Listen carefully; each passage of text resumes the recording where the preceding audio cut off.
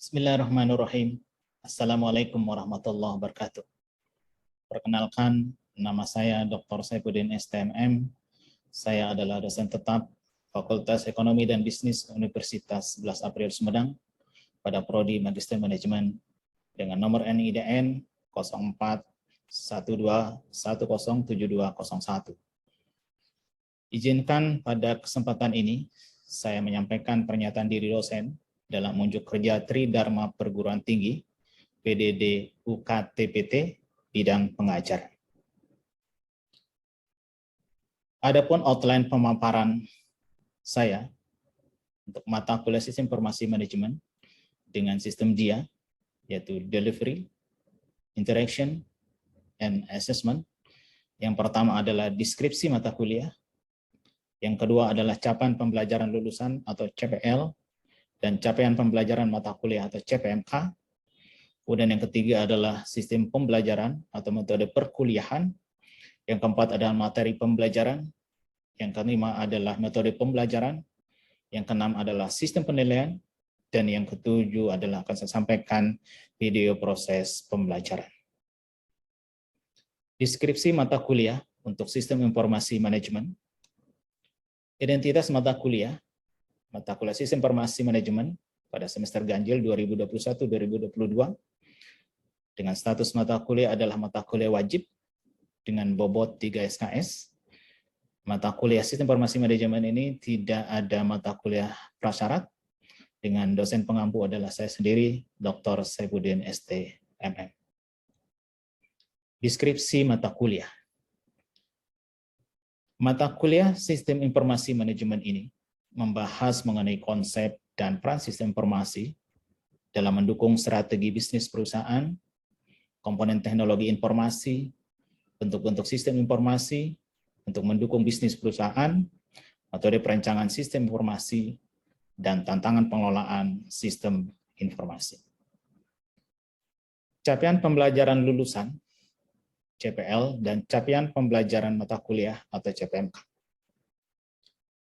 CPL dari mata kuliah ini, yang pertama adalah mampu merancang sistem terintegrasi sesuai standar teknologi, standar keselamatan lingkungan yang berlaku dengan mempertimbangkan aspek kinerja dan keandalan, kemudahan penerapan dan berkelanjutan, serta memperhatikan faktor-faktor ekonomi, sosial, dan kultural.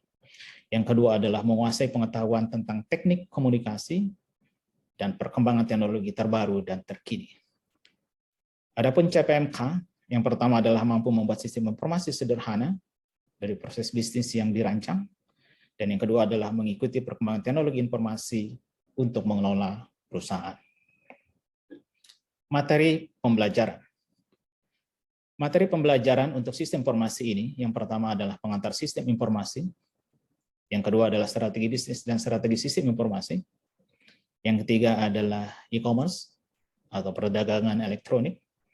Yang keempat adalah enterprise resource planning atau ERP.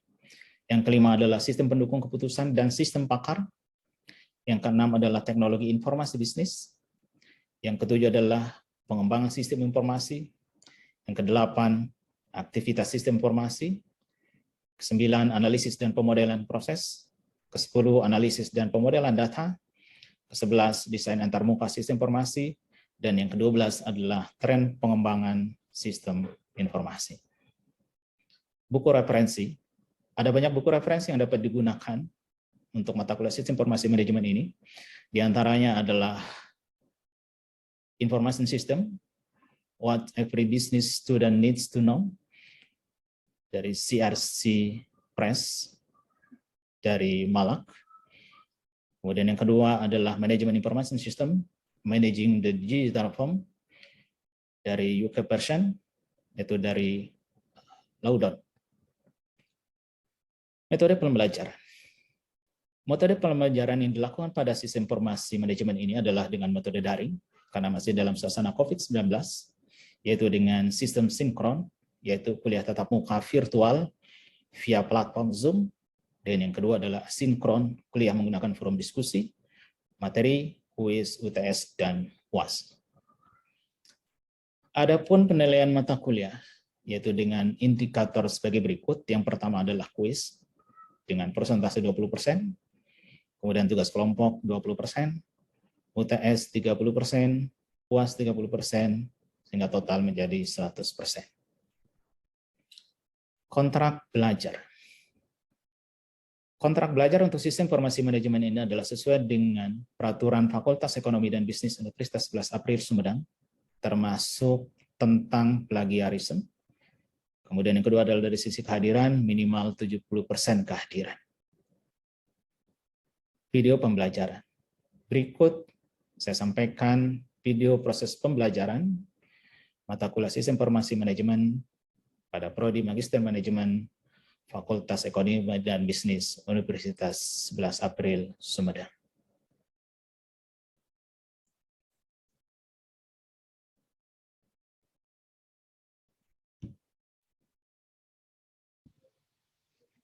Bismillahirrahmanirrahim.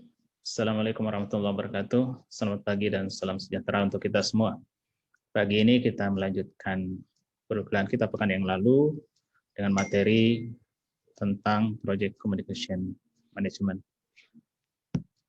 Setelah perkuliahan ini, mahasiswa diharapkan dapat menyusun sebuah proposal project sesuai dengan standar keproyekan yang ada. Dan setelah mempelajari materi-materi ini, saya berharap bahwasanya mahasiswa akan dapat yang pertama menjelaskan definisi dari manajemen komunikasi di dalam proyek. Yang kedua, memahami input alat dan teknik dan output pada setiap proses yang terdapat dalam manajemen komunikasi proyek. Dan yang ketiga, menyelesaikan soal-soal terkait manajemen komunikasi proyek. Sebagaimana kita pahami bahwa project management body of knowledge ada beberapa hal yang berkaitan dengan manajemen proyek dan salah satu di antaranya adalah berkaitan dengan communication management. Nah, coba kita lihat dampak dari miskomunikasi dalam sebuah kegiatan. Ini adalah contohnya adalah advertising Coca-Cola.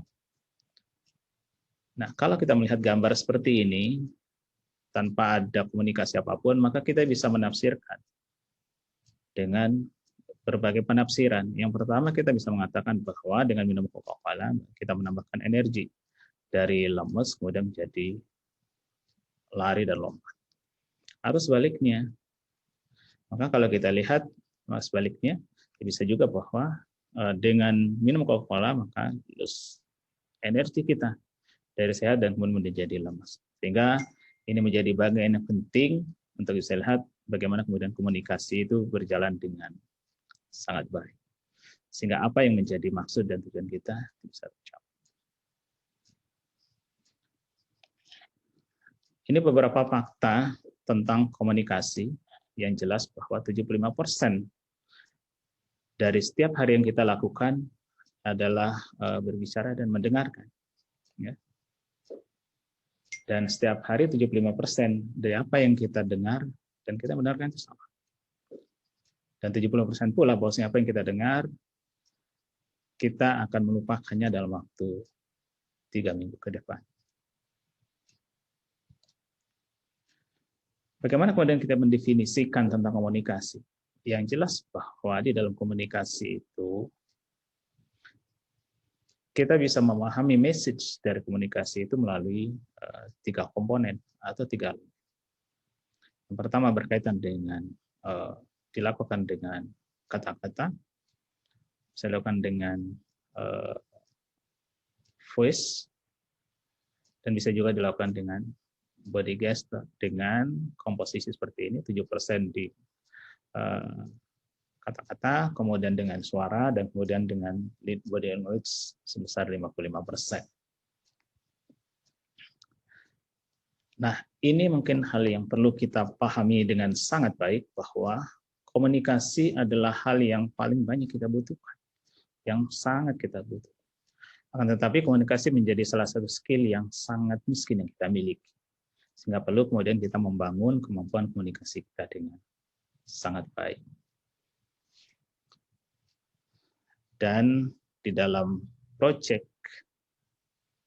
dari hasil yang ada, penelitian yang ada, observasi yang ada bahwa 90% job kerjaan dari seorang manajer project adalah melakukan komunikasi. Ya. Bagaimana bentuk komunikasinya? Komunikasi ini ada 3 alurnya. Yang pertama adalah top down, yaitu dari top management kepada employee. Dan kemudian yang kedua adalah bottom up, dari employee kepada manajemen, manager ataupun GM ataupun kepada direksi. Dan yang ketiga adalah horizontal, komunikasi antara karyawan.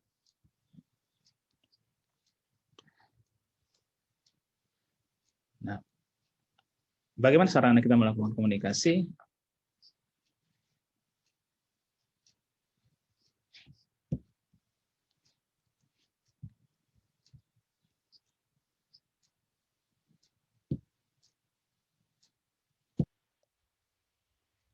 Untuk mendeliver komunikasi ini bisa dilakukan dengan 3 cara. Yang pertama itu dengan verbal, yaitu face-to-face meeting, bisa dengan konferensi, discussion, telepon, video call, dan seterusnya. Kemudian yang kedua juga bisa dilakukan dengan menulis, ya, dengan menulis pesan, apakah itu sebagai catatan, email, newsletter, dan lain sebagainya, yang kemudian itu memberikan gambaran tentang isi pesan yang kita lakukan itu. Kemudian yang ketiga adalah dengan non-verbal, yaitu bisa dilakukan dengan body language, kemudian tekanan suara, kemudian ekspresi wajah, eye contact, dan seterusnya. Dan ini menjadi sarana yang kita bisa gunakan di dalam mendeliver informasi. Nah, namun ada beberapa barrier yang kemudian sering kita jumpai, sehingga kemudian membuat komunikasi itu tidak efektif. Yang pertama diantaranya adalah karena perbedaan persepsi. Jadi masing-masing memiliki persepsi yang berbeda, sehingga kemudian ketika komunikasi itu tidak clear, maka akan terjadi kendala dalam komunikasi, sehingga apa yang menjadi pesan dalam komunikasi itu akan dipahami berbeda dan kemudian sulit dijalankan. Kemudian yang kedua adalah karena perbedaan bahasa. Ya, ini juga sudah sangat kita pahami bahwa kalau kemudian bahasa kita berbeda dan kemudian kita bisa memahami bahasa orang lain, maka ini menjadi sangat sulit dan menjadi sangat tidak efektif kita dalam melakukan komunikasi. Kemudian yang ketiga adalah kultur yang berbeda. Ya, kultur dari orang-orang yang melakukan komunikasi itu juga bisa menjadi kendala dalam membangun komunikasi yang efektif. Kemudian yang keempat adalah emosi. Nah, emosi sering kemudian ketika ini dilibatkan secara berlebihan dalam sebuah komunikasi, maka sering ini menjadi distorsi dan kemudian menyebabkan komunikasi itu tidak efektif. Dan kemudian yang kelima adalah noise, gangguan yang sering terjadi dalam komunikasi yang menyebabkan hambatan-hambatan dalam komunikasi. Oke, mungkin itulah beberapa hal yang disampaikan dalam pertemuan ini. Dengan ini saya ingin menyampaikan bahwa beberapa poin yang perlu menjadi concern kita. Yang pertama adalah kita perlu membangun skill kita di dalam berkomunikasi, karena ini menjadi salah satu poin penting dalam keberhasilan kita dalam melakukan manajemen project. Kemudian yang kedua, kita harus bisa memanfaatkan sarana komunikasi yang ada untuk menyampaikan pesan yang ingin kita sampaikan, sehingga kemudian apa menjadi pekerjaan kita dalam manajemen project itu bisa berjalan dengan baik. Kemudian yang keempat, kita harus membangun skill yang baik dalam komunikasinya dengan menggunakan berbagai skill yang harus diperlukan, kombinasi dari skill-skill yang ada, sehingga kita bisa melakukan komunikasi dengan baik tanpa ada miss di dalam komunikasi kita dan clear dipahami oleh orang lain. Itu saja pertemuan kita kali ini. Terima kasih. Assalamualaikum warahmatullahi wabarakatuh.